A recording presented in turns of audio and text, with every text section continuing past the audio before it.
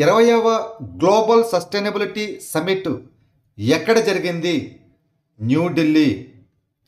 20వ global sustainability summit September 2 నుంచి 3 వరకు న్యూఢిల్లీలో జరిగింది.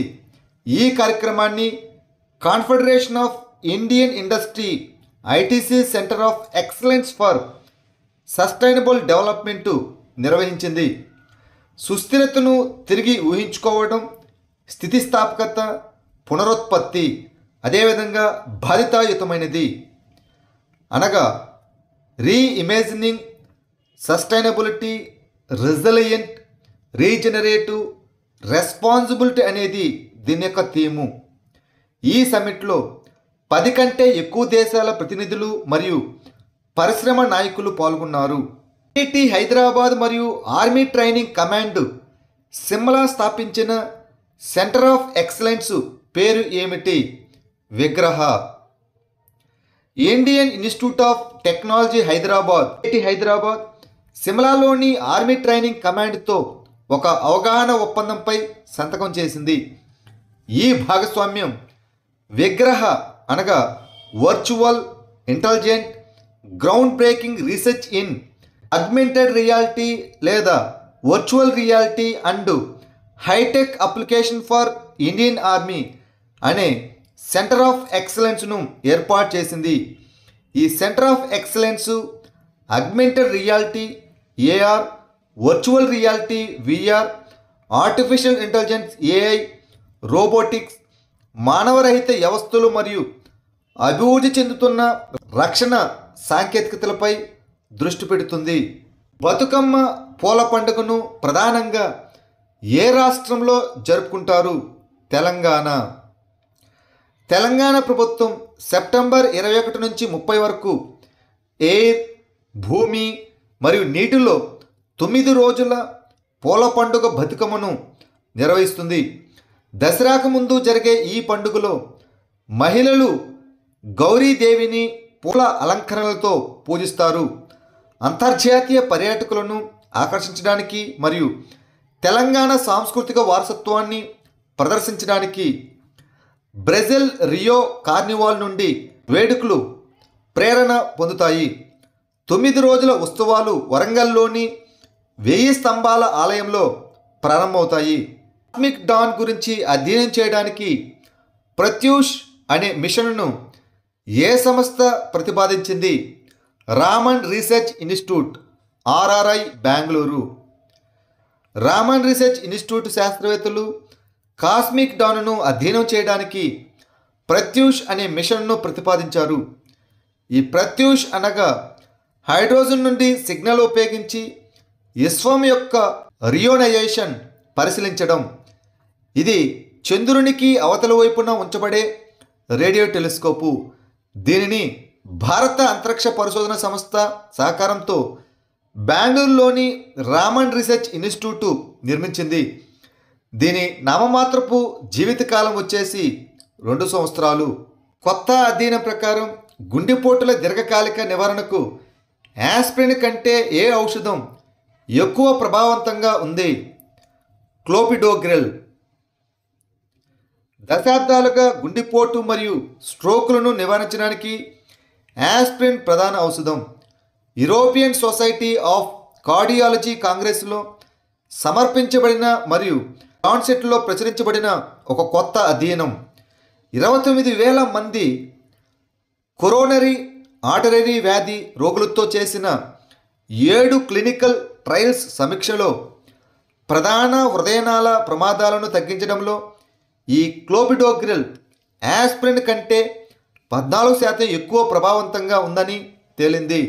భారతదేశంలో పారిశుద్ధ్య కార్మికులకు అల్పాహారం కోసం ప్రత్యక్ష ఆర్థిక సహాయం అందించిన మొదటి నగరం ఏది? బెంగళూరు. బెంగళూరు నీటి సరఫరా మరియు మురుగునీటి పారుదల బోర్డు బెంగళూరులో అన్నపూర్ణ పథకాన్ని ప్రారంభించింది.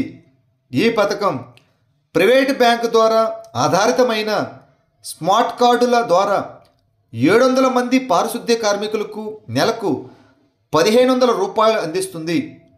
ఈ స్మార్ట్ కార్డ్ హోల్డర్లు రోజువారీ అల్పాహారం కోసం తమకు నచ్చిన ఆహార దుకాణాలలో నిధులను ఉపయోగించుకోవచ్చు. భారతదేశంలో పారిశుద్ధ్య కార్మికులకు అల్పాహారం కోసం ప్రత్యక్ష ఆర్థిక సహాయం అందించే మొదటి నగరంగా బెంగళూరు నిలిచింది.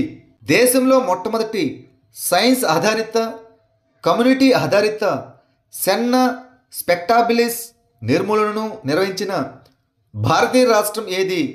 కేరళ. కేరళ వైనాడు వన్యప్రాణుల అభయారణ్యంలో భారతదేశంలో మొట్టమొదటి సైన్స్ ఆధారిత కమ్యూనిటీ ఆధారిత సెన్నా స్పెక్టాబిలిస్ నిర్మూలనను నిర్వహించింది. ఈ సెన్నా స్పెక్టాబిలిస్ అనేది అమెరికన్ ఉష్ణమండలానికి చెందిన ఒక ఆక్రమణ జాతి. ఈ చెట్టు దట్టమైన విస్తరించే కిరీటంతో 7 నుంచి 18 మీటర్ల పొడవు ఉంటుంది. భారతదేశంలో మొట్టమొదటి ఈఎంఐ ఆధారిత క్రెడిట్ కార్డును సంయుక్తంగా ప్రారంభించిన 2 సంస్థలు ఏవి? యూనిటీ స్మాల్ ఫైనాన్స్ బ్యాంకు అనగా యూనిటీ బ్యాంకు మరియు Bharat pay. Unity small finance bank మరియు భారత్ పే భారతదేశపు మొట్టమొదటి ఈక్విడేట్ మంత్లీ ఇన్స్టాల్మెంటు ఆధారిత క్రెడిట్ కార్డ్ అయిన unity bank Bharat pay credit కార్డును రూపే నెట్వర్క్లో ప్రారంభించాయి. ఈ కార్డు కస్టమర్లు పూర్తిగా చెల్లించడానికి లేదా 12 నెలల వరకు ఖర్చులను ఈఎంఐలుగా మార్చడానికి అనుమతిస్తుంది. ఇది national payments corporation of India భాగస్వామ్యంతో అభివృద్ధి చేయబడింది. పట్ పండుగను ఏ రాష్ట్రం లేదా కేంద్రపాలిత ప్రాంతంలో జరుపుకుంటారు? జమ్మూ అండ్ కాశ్మీర్. జమ్మూ అండ్ కాశ్మీర్లోని దోడా జిల్లాలో వార్షిక మేలాపట్ ఉత్సవం ఇటీవల ప్రారంభమైంది. ఈ ఉత్సవం బదేర్వా లోయ అధిపతి అయిన లార్డ్ వాసుకి నాగ్కు అంకితం చేయబడింది. నాగు సంస్కృతిలో పాతుకుపోయిన ఇది మొఘల్ చక్రవర్తి అయిన అక్బర్ మరియు బదేర్వా రాజు అయినటువంటి నాగపాల్ మధ్య జరిగిన చారిత్రాత్మక సమావేశాన్ని గుర్తు చేస్తుంది. ఈ ఉత్సవం 16వ శతాబ్దం నుండి జరుపుకుంటున్నారు. కైలాస యాత్ర తర్వాత 7 రోజుల తర్వాత ప్రతి సంవత్సరం నాగపంచమి నాడు ఈ ఉత్సవాన్ని జరుపుకుంటారు. ఇది అన్ని వర్గాలను కలుపుకుంటుంది. డోగ్రా సాంప్రదాయ నృత్యం అయిన దక్కు నృత్యం కూడా దీనిలో ప్రదర్శించబడుతుంది. ఐసీఎంఆర్ మరియు సహకారుల కొత్తగా అభివృద్ధి చేసిన hand held non invasive brain injury diagnostic tool పేరు ఏమిటి? సెర్బో. సెర్బో అనేది Indian council of medical research ICMR medical device and diagnostics mission secretariat అభివృద్ధి చేసిన చేతితో పట్టుకునే portable non invasive brain injury diagnostic tool. ఇది ట్రామాటిక్ బ్రెయిన్ ఇంజరీస్ కోసం రూపొందించబడింది. సిటీ లేదా ఎంఆర్ఐ స్కానులు అందుబాటులో లేనప్పుడు లేదా ఆలస్యం అయినప్పుడు ఈ సెర్బో కలర్ కోడెడ్ రేడియేషన్ రహిత ఖర్చు సమర్థవంతమైన ఫలితాలను అందిస్తుంది. కనీస మద్దతు ధర పథకం కింద నిరంతర పత్తి సేకరణను సులభతరం చేయడానికి ప్రారంభించబడిన యాప్ పేరు ఏమిటి?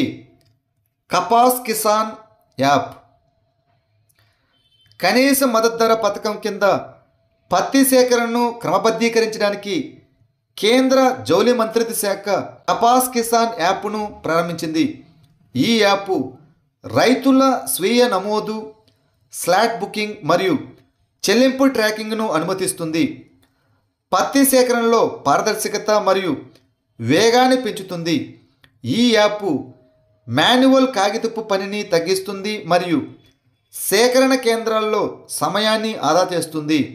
వ్యవసాయ ఆహార ఎగుమతులను పెంచడానికి భారతీ ఇనిషియేటివ్ను ప్రారంభించిన సంస్థ ఏది? వ్యవసాయ మరియు ప్రాసెస్డ్ ఆహార ఉత్పత్తులు ఎగుమతి అభివృద్ధి అథారిటీ ఏపీఈడిఏ. వ్యవసాయ మరియు processed food production export development authority Bharati అనే కొత్త ఇనిషియేటివ్ను ప్రారంభించింది. భారతి అనగా భారత్ యొక్క అగ్రిటెక్, రెసిలెన్స్, అడ్వాన్స్మెంట్ మరియు ఇంక్యుబేషన్ ఫర్ ఎక్స్పోర్ట్ ఎనేబుల్మెంట్.